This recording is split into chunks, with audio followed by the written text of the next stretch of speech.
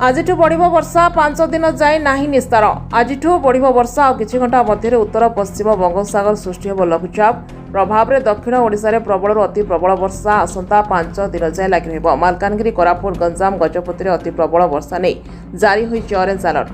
नवरंगपुर रायगड़ा कलाहांडी कंधमाल नुआपड़ा बलांगीर सोनपुर संबलपुर अनुगुल नयगढ़ बौद्ध पुरी और खोर्धा को प्रबल वर्षा नहीं येलो अलर्ट दिया जाइछि।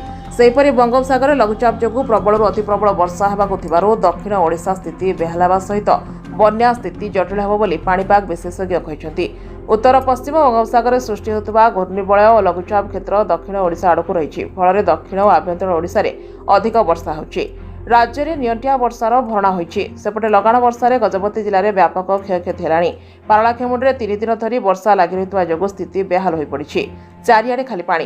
केरांडी पंचायतर डालिंबपुर निकटरे थिबा अस्थायी पोलो धोइजिबा जोगु 3टी गाँवर लोके ओडिशारु विच्छिन्न होइछन्ति।